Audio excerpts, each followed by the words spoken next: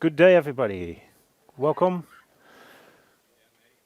Um, my name is Wout, and today I'm from Fairbanks International Group.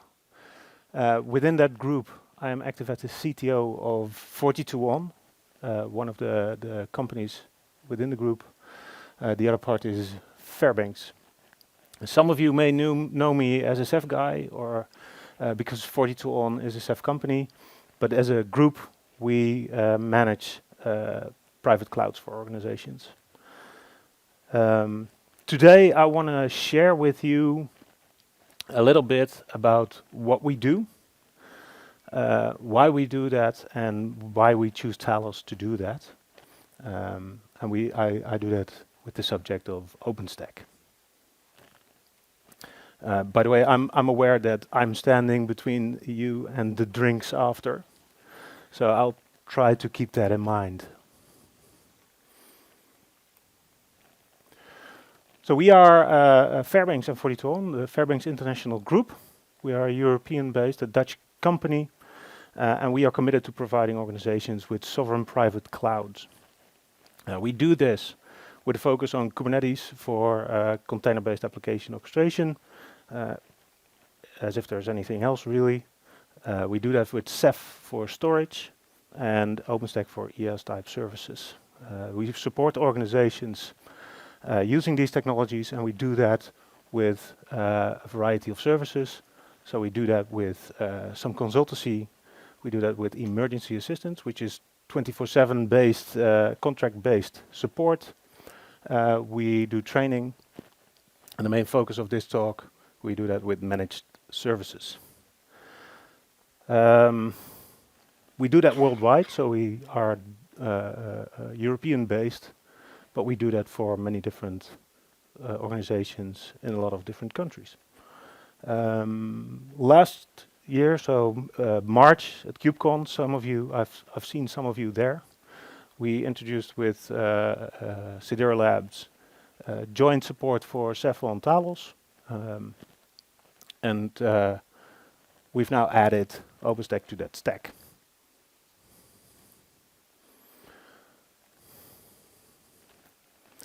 So a few things first. So we understand that the future is cloud native, right? So and I think everybody here understands that. So we are not doubting that, and we are trying to figure out what does that mean for OpenStack in a cloud native future. So we, all of us, the market, will need to continue EAS services for a while. Then OpenStack is the de facto standard EAS infrastructure as a service type solution that is open source. And we think that Sidera Labs' suite of running Kubernetes is just the very best way of doing that. So the challenge for us is how do we combine all of that while still trying to reduce complexity. Now to highlight or to zoom in a little bit on the first item there, with We the Market, I mean We the Market, we didn't make that up. We partner with Gartner, and they predict that in 2028, 75% of applications will still run not containerized. So it will still be either bare metal or virtualized workload. At the same time, 95% of organizations are using containerization at the same time. So these worlds will have to coexist. There's absolutely no doubt there.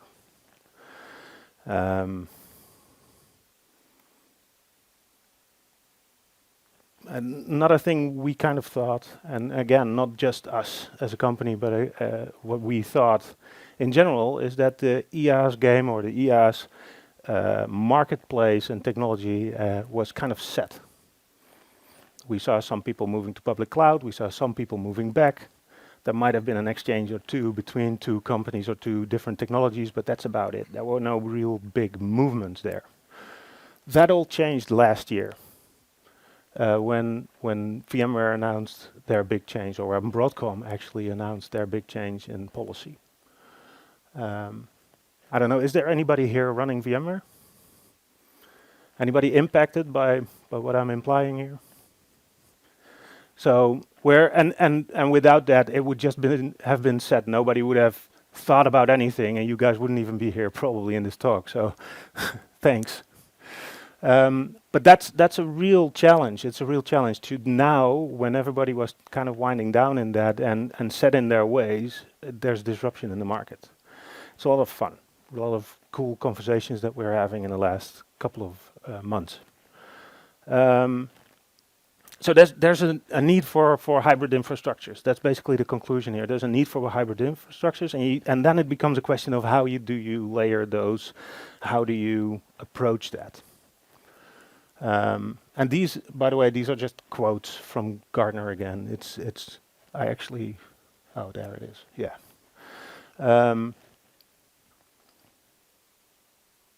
So one of the things that is very important in this advice from Gartner is that they say, you want to, whatever you're considering, make sure that you don't try to improve everything, but sort of horizontally move, because the business risks of doing like a full improvement and a change of your infrastructure and change of your architecture and a change of your culture is going to be very difficult, and you might not make it in time. So how are you going to do that? And how are you going to do that with avoiding new vendor lock-in? So on the one hand, they're advising just look around. They're not even advising go away from VMware, but just consider things. And the other thing is invest into new things and don't do too new stuff. And I think it's quite difficult to sort of navigate your way around there. So I just want to highlight this one because it's sort of I don't think it's an elephant in the room, but it is a question that everybody has, is how does KubeVirt fit into this? How does KubeVirt fit into virtualized workloads and infrastructure as a service within a Kubernetes ecosystem? And we see KubeVirt as a great technology and as a very promising technology, but it's just not there at the level what true EAS solutions are providing to these teams yet. And the quote there is directly from the website. It's like the second line on the website where they say this is for developers wanting to have virtual machines with their Kubernetes based applications. So we kind of see it as KubeVirt is very cool and very nice for some virtual machines in a Kubernetes cluster, whereas OpenStack is a full EAS solution that will give your teams infrastructure access and infrastructure control.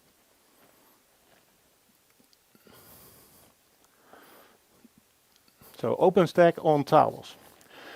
These 4 items are what we carry as a company. This is what we want to do as a company. So we aim to reduce complexity for our customers. We aim to increase their control, increase convenience, and in the meantime, we are also dedicated to increasing positive impact, so decreasing our footprint, all of that. With this solution, we're mainly focusing on reducing complexity. So we have a stack, an OpenStack stack. We're introducing something as simple as Kubernetes to reduce complexity.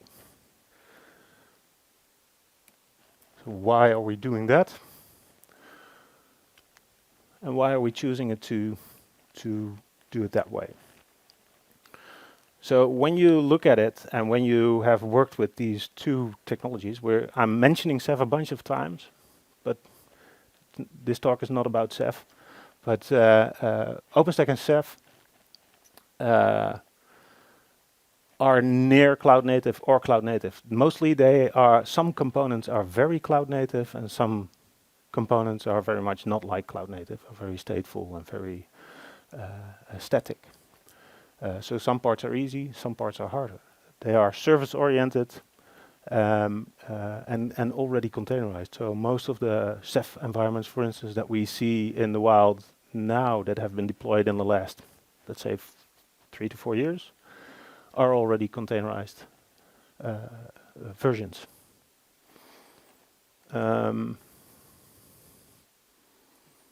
So we're moving towards cloud native, and we see that that actually is an evolution of OpenStack, for instance. So I was talking earlier.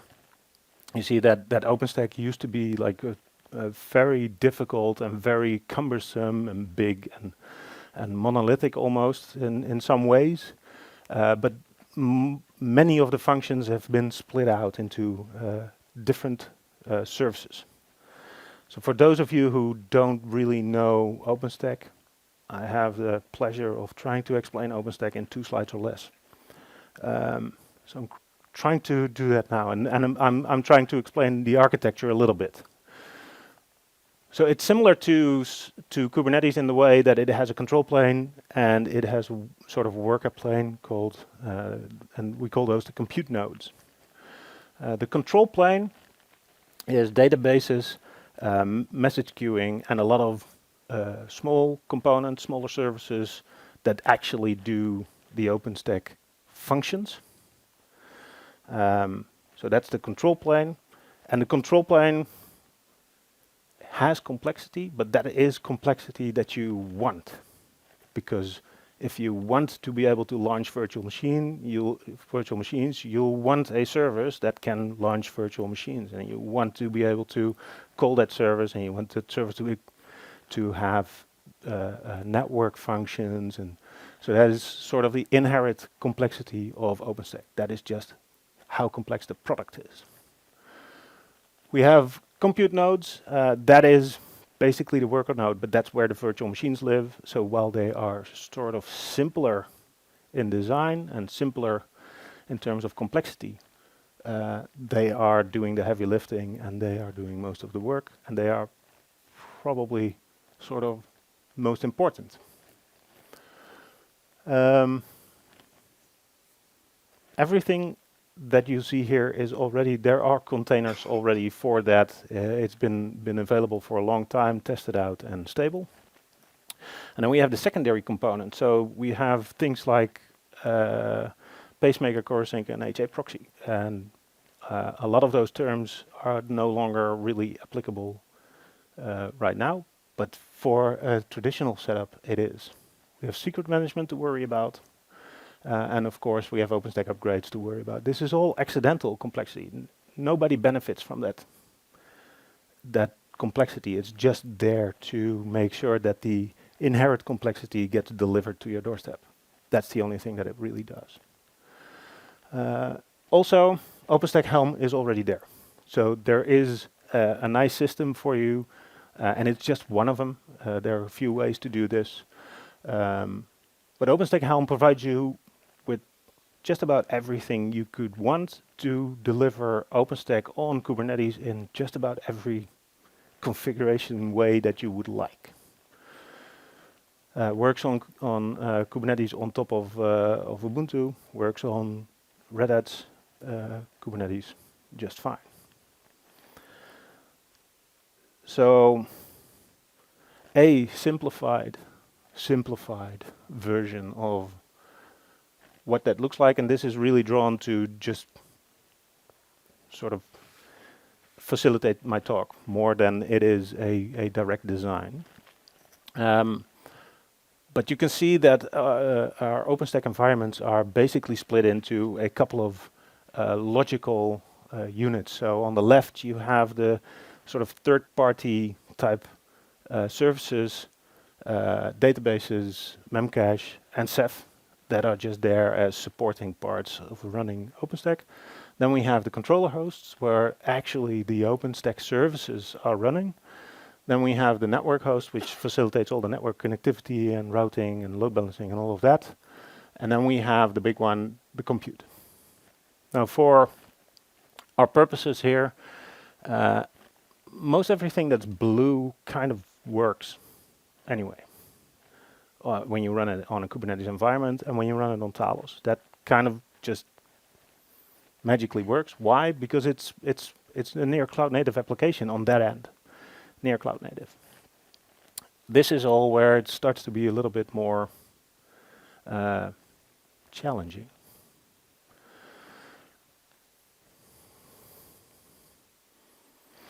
So how, if I look at this as a traditional setup, how would you do that? Well, you can use the Red Hat director. So that's a thing that I always found interesting about OpenStack. It was, until recently, it was the only tool that I really knew that had deployment tools and systems designed just to do OpenStack. So a lot of you probably know something like Red Hat Satellite or Red Hat Director is another tool. It is only there to deploy and manage OpenStack. Why? Because at the time that OpenStack was started, you needed something to do that because you cannot do all of those services by hand. And many organizations started developing that back then. The director evolved, fortunately, to using containers also, but it's using just local podman containers, just locally managed, no orchestration from Kubernetes or anything like it yet. And they are kind of in the middle of shifting that to OpenShift. So it's OpenStack on OpenShift. Then we have the Juju stack from Canonical. And anybody here work with Lexi containers? It's like 5, 6-ish. Lexi containers are interesting and fun, but they look an awful lot like virtual machines when you manage them. They basically, when you log into them, you cannot really distinguish it from a virtual machine. And also, that is the way they are managed in a Juju environment. So that means that if I have 15 containers, I have 15 operating systems to update, manage, all of that. Then we have Kolla Ansible and OpenStack Ansible. The top two we use in the organization. Historically, the bottom two we don't, but they exist and they are used in the marketplace. What our consideration here is that these all deliver pretty much very mutable infrastructures, usually. So that to us looks a little bit like this, that stack. So I have hardware in the bottom, then I have a general purpose operating system, and I have some services on top of that managed by systemd. Then I have an Alexi container in the case of Ubuntu, which contains another operating system, which contains more services, which then at some point provide us with the OpenStack APIs. And then we have virtual machines, and in the virtual machines we have another stack of operating systems with another stack of services and so on and so on.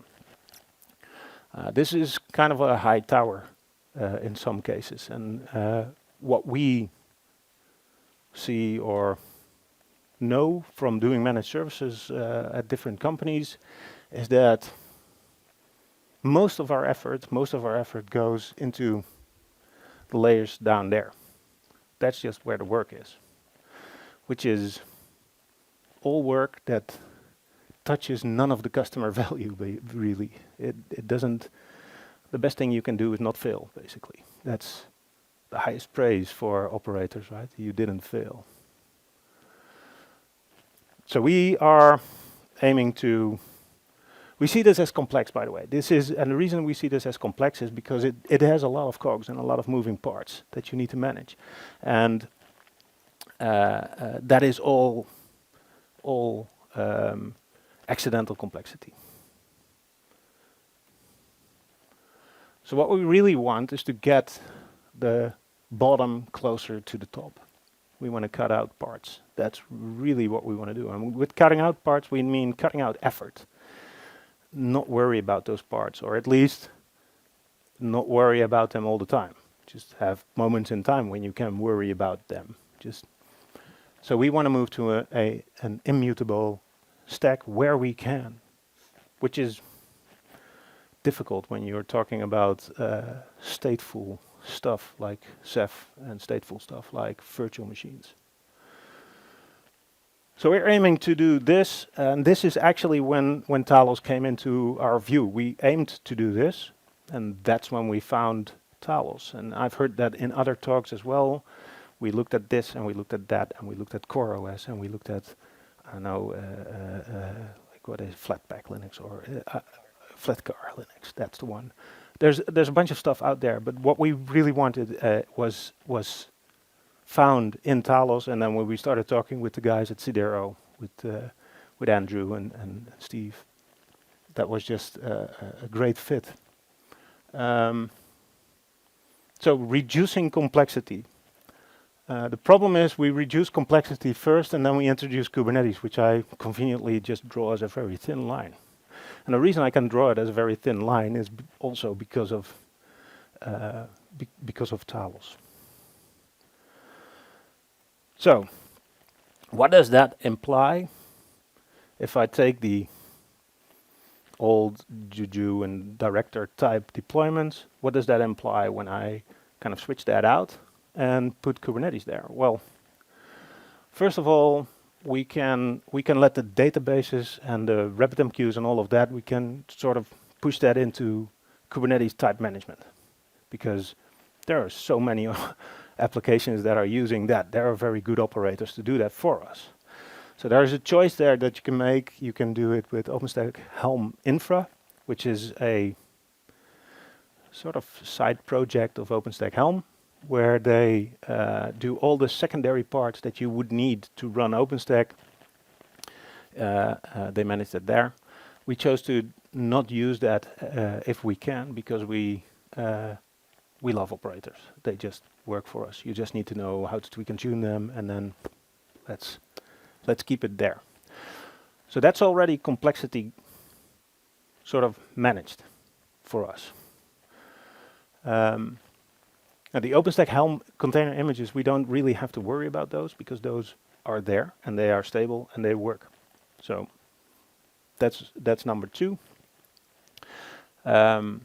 We opted to go with Argo CD. I think every other talk here also has Argo CD in it, so I have some in the demo, but maybe I can skip over it a little bit because I think everybody knows it. But what Argo CD brings us on top of what we used to have is just continuously managed services and understanding that everything is the way it is, and it provides us with a true GitOps way of working, which with the other methods is almost impossible. After OpenStack Helm, we use customize here and there to tweak some stuff in the result, and that means that in our development environment we can now spawn OpenStack clusters really quickly if we want. We can just in minutes we have one running. The big one for us is in the other slide. We had a big part under here which said accidental complexity, and most of that is just gone because of the cluster management and monitoring that is built into Kubernetes. We no longer need things like core sync and all of that, and that is actually where a lot of the problems come from in OpenStack. That's a lot of the challenges and the technical problems that you are going to encounter are coming from. So what does this is sort of, I think this is the simplest schematic I can give you about how a compute node, for what a compute node normally looks like. So you take some hardware, you put an operating system on it, you put an ISO in it, you click next. Somehow you get Nova compute there. Usually in a traditional environment, it's either an apt or an RPM. That will pull in also libvirt. That is also an apt or an RPM. That will install itself as a systemd service. They will start, and magically everything will work at the first try. But this is how that works, and this is just a mutable system. There's no containerization going on, and the virtual machines are just running. They're just running on the host operating system. They have access directly to the dev KVM, so that means that they're hardware accelerated, true virtualized, not emulated instances, which means speed for everybody not familiar with virtualization. So this is the ground floor basically. Then we have the OpenStack Helm way of doing stuff. And I don't think we've deployed OpenStack Helm environments, but we never really had second guesses about this this architecture. But what it does is they push two containers to the compute nodes. One of them is Nova Compute. The other one is libvirt. What the libvirt container does is kind of weird. And I think it's kind of something that most people in Kubernetes land don't like, because what they basically do is let that run with the highest privileges, give it full access to the host operating system, then instruct systemd there to create a transient service called libvirt, and then libvirt actually runs as a systemd service on the host. So it's uncontained. It's no longer running in the container. There's a nice side effect of that, and that means that your virtual machines are started on the host. They are also uncontained. Yeah, anybody spot the problem here with doing this on Talos?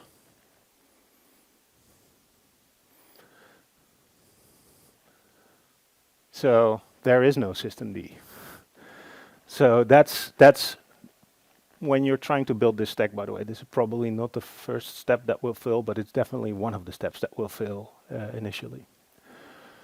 So there's a couple of things. You don't have systemd, but there's also no way really of changing the host operating system or really doing something with it. Not really the host operating system.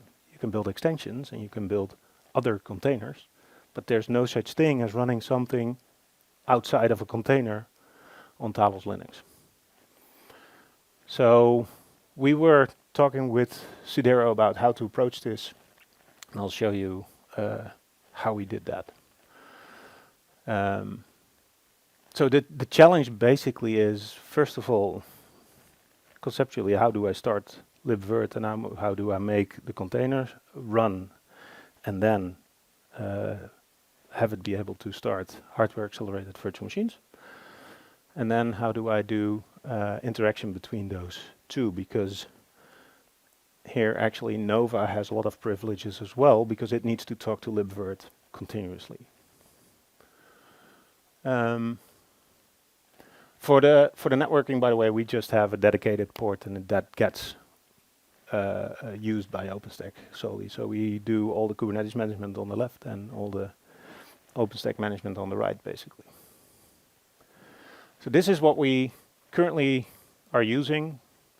So we, in the talks with Andrew and with Sidero Labs and in running Talos, one of the challenges that you'll face is you'll have your existing paradigms when you're coming from an OpenStack environment or from a virtualized environment, and you have some of the preconceived ideas about containerization, and you have to sort of merge them.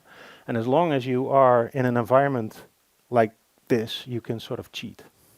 You can take two worlds, and I don't know if it's the best of both worlds or the worst of both worlds, but it is two worlds combined. So we decided that it was actually a very good idea to just put everything in the container and have it like this, because this system is not going to do anything else than run virtual machines. It's an OpenStack infrastructure doing OpenStack virtual machines. Yeah, so it has a few privileges to get to the devices that it needs, and that's about it. Really quite easy if you figure out what it's actually trying to do and going wrong. I'd like to show you a little bit about what the environment looks like and what we're using to actually build this. We are using Omni. I don't know how many people here are using Omni. I saw in the Omni talk about 5 hands or 8 hands. Yeah. So you'll see some familiar things. Those of you who don't use Omni, I strongly urge you to try it. So this is the Omni interface. We have a few, this is in our dev test environment. This is the machine overview. Everything you see here are labels where you can select your hosts. So if you create a cluster, you can say, I want this many hosts with this label. That's where the labels overview are. This cluster has one control plane node and 3 workers. And if you look at the left, the part that was now collapsed and is now opened, that is exposing services through the Omni interface. So those are services running inside the Kubernetes plane exposed through Omni. And you can see that in the URL as well. This is all transparent to the admin or to the user. We now see Argo CD. This is mostly, I think, mostly only running OpenStack at the moment. So you can see there are a few applications defined. So everything in Argo or everything from OpenStack is a different application. Here we see the Galera cluster, the MariaDB, and Cinder. You never guess what backend we're using for Cinder storage. It's Ceph.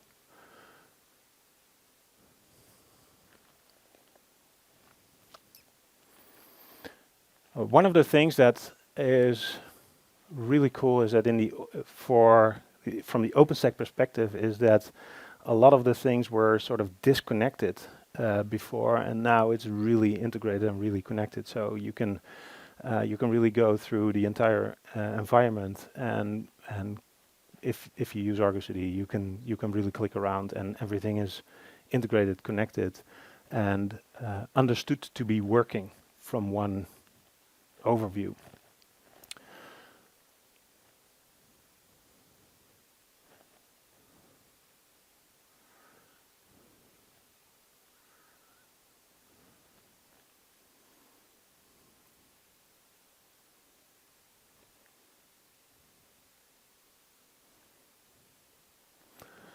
So in a minute you'll see we'll go to the OpenStack interface. I just want to show you how to create a virtual machine, where those are running, that those are running, and that it's all working. Let me just skip through this a little bit. These are some of the OpenStack logs where you can see things being created. So here you can see you can go through to the OpenStack interface through Omni actually, so it's still proxied by Omni. Let's first delete the virtual machine that's there.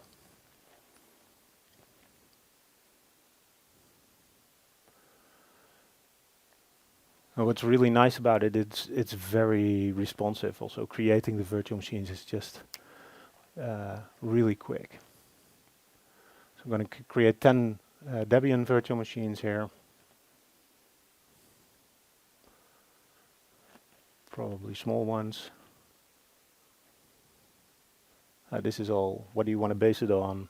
This is image selection. So I've heard golden image here today, like 3 times I think. It's been a while, but golden images. And there we go, launch instances, or launch instance, building, scheduling. So this is all a whole lot of communication in the back end of OpenStack going on. This used to be like one service doing all of this. It's now been split out into much more scalable, smaller services. So they're now running.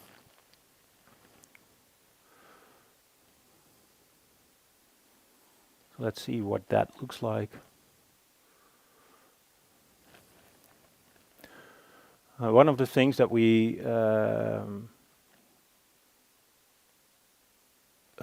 think we need to sort of resolve in this era where we're combining cloud native and infrastructure as a service is how do you deal with everything? How do you deal with the whole of it? And conceptually, the difference between OpenStack and Kubernetes is vast, but you can also see that it's very different in the way you push it into an organization. And one of the things that we see as being a challenge there is if you go into most of our customers, you will probably be able to count the OpenStack clusters on one hand, maybe two hands. We have one customer here who has more than one handful. But most are, it's very much a thing that you do for your entire organization once really well. Whereas if you walk into the same customers and you ask how many Kubernetes clusters do you have, the answer is more than 5. And not just a bit more than 5, there are many at the same time. So doing something for the entire organization once well is really not the world that Kubernetes lives in, which also means that KubeVirt lives in a different place. But if we're doing Talos with Kubernetes with OpenStack on that, and you want to do Kubernetes on that, you want those virtual machines to be able to do KubeVirt maybe, because that's where you do want the combination. If an application team has a need for virtualization, so these virtual machines that get started, they are virtualized and they get the nested virtualization flag, so they could launch a virtual machine inside the virtual machine, which will perform differently, but it is possible.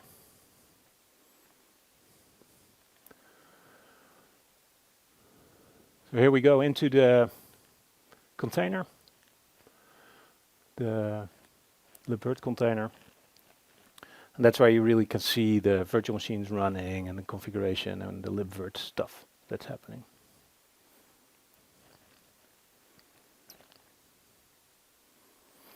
So the main difference on this level between what you will see with a KubeVirt and OpenStack is that with KubeVirt you will see one container with KubeVirt in it with the virtual machine, and then the next container with KubeVirt and the virtual machine in it. Here we see KubeVirt virtual machines. It's very much a pet, this.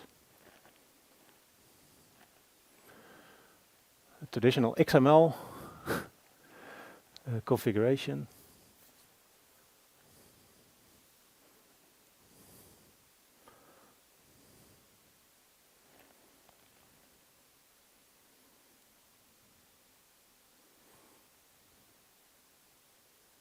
There we go, log files, it works.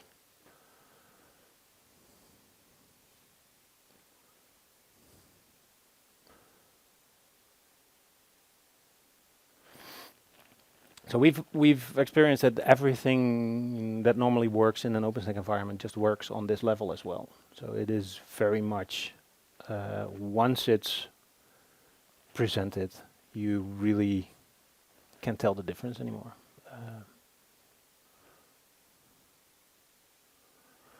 These are the QEMU processes running happily. All nice pets.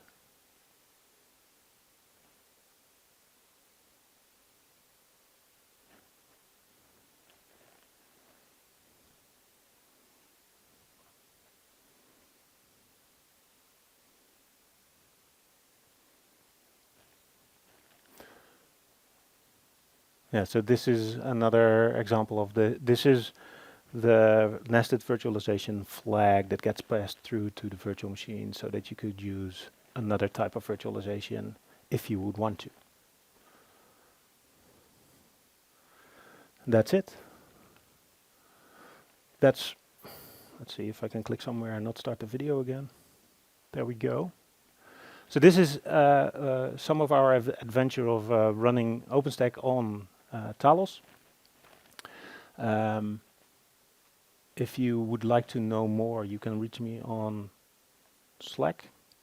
On Sidera Labs is Talos Slack. I've also been involved in a thread on the GitHub there about this. I'm here, so And if you want to know something more about our more service levels and all of that, Michiel is over there, so please tackle him and talk to him. For me, that's all I wanted to bring today. So if there's any questions, I'd be happy to see if I can answer them. I believe there's the mic. Impressive. Hey. Thank you for the slides and the presentation. Thank you. It's quite amazing and was really fast deploying all those Debian VMs. Yeah, that's. But I'm not sure if I really understood it, so help me out a little bit. So you are using OpenStack to deploy the VMs as actually pods. No.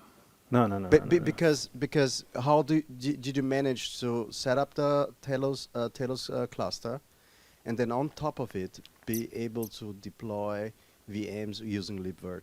I didn't get it. Well, it's. I think conceptually what we're trying to do here is. I'll see if I can explain it from another direction. Well, how it's possible is we're running everything in a big container basically. Not everything, but the part that you were talking about. On top of Talos. Yes. Yes. As a pod? Yes. Yes. So libvirt is running as a pod.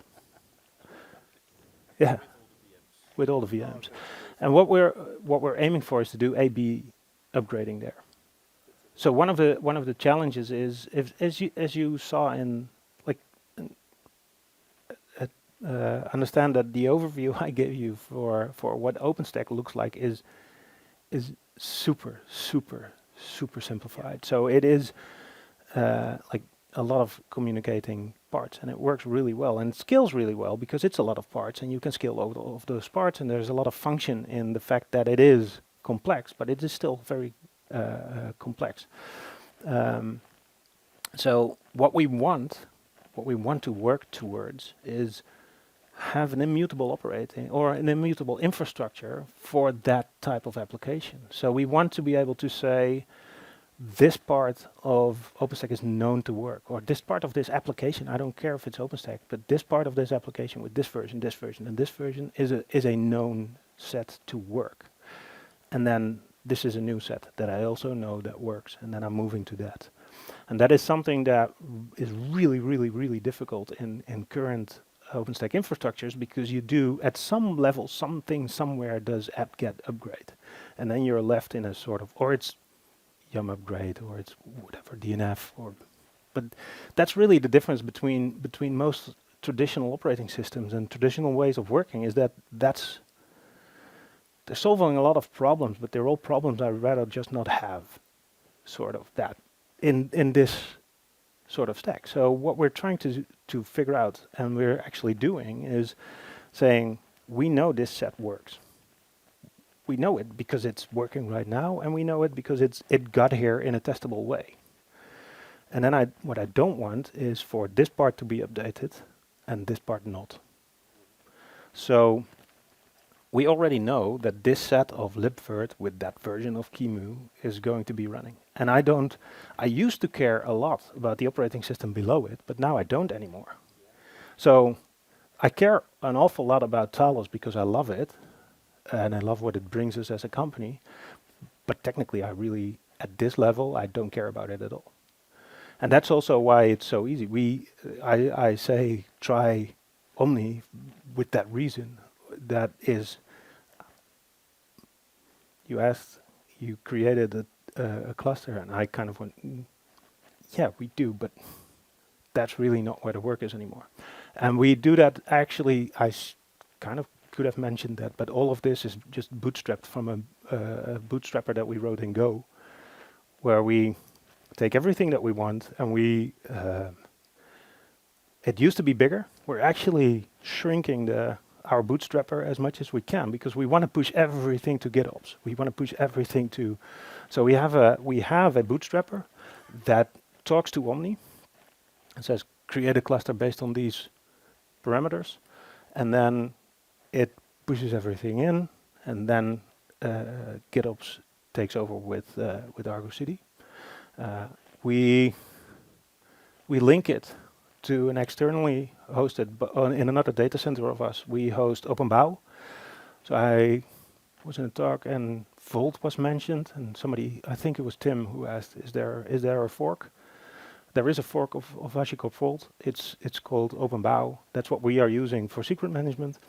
If you go to the documentation of OpenBOW, it still says go to HashiCorp for support, and it's kind of ironic that the fork was created by IBM, which then wound up buying HashiCorp, of course. But we're using that. We're using that because it feels a little bit more open source than the other open source version.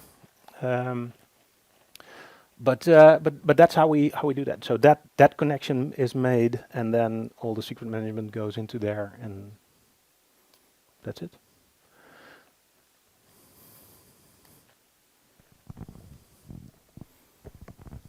Thank you. I just want to ask if you did any research about using KubeVirt, and can you tell a little bit more about advantages of or disadvantages using OpenStack and running it in Kubernetes over using native Kubernetes virtualization?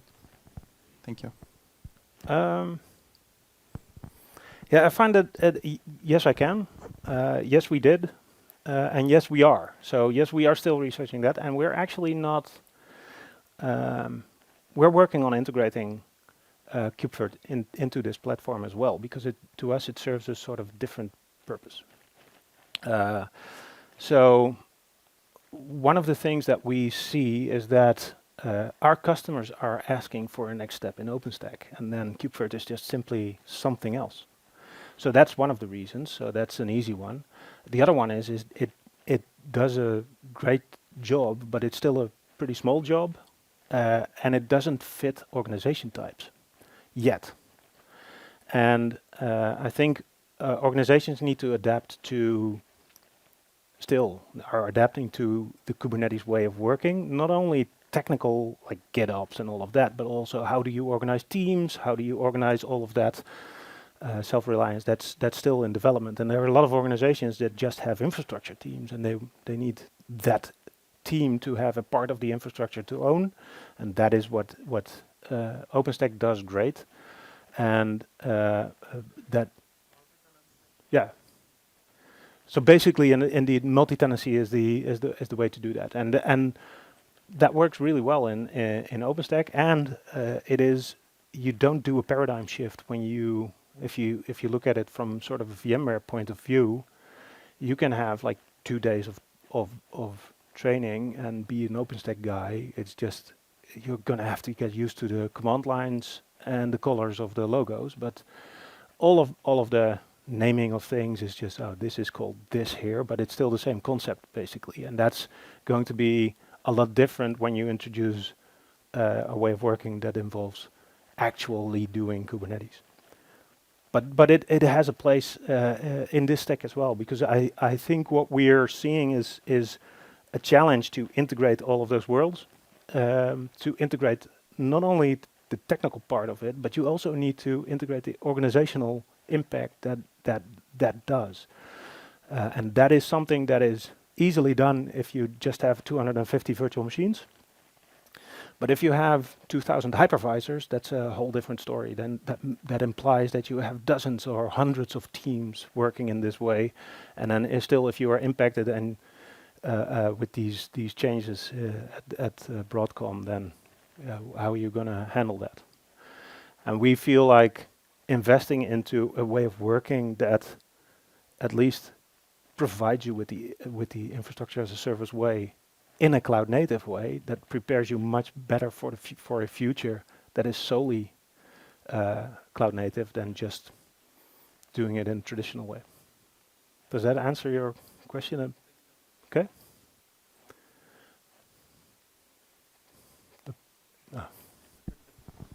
There. Just a basic question. Do you run these libvirt pods as a daemons out, or? Yeah, I think so. Yeah, I think so.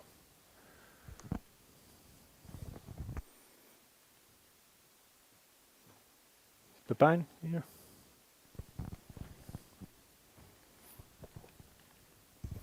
I feel I'm repeating myself from a previous talk. What about networking?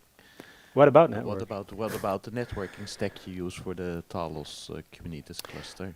Right now, we kind of split it out often because we're often integrating. So we're splitting it out, and by that I mean we basically leave one interface fully alone, and that's fully managed by the OpenStack part. And that for us is a very easy solution, but that's also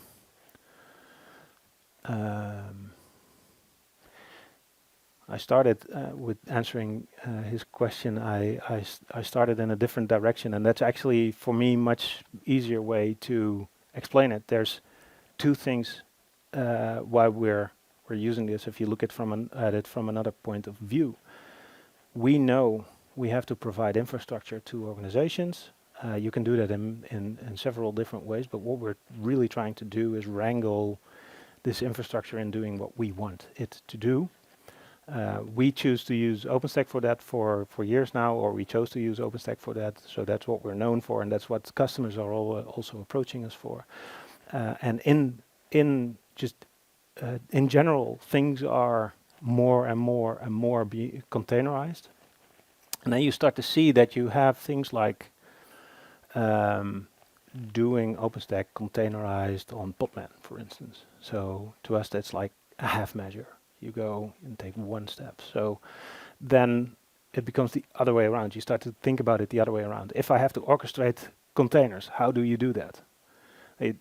Any IT room where you ask that question, 90% of the people will say, yeah, Kubernetes is the way to go, probably, but your mileage may vary, but that's the default answer. So if you look at it from that way, you start to think about, how do I do this with Kubernetes?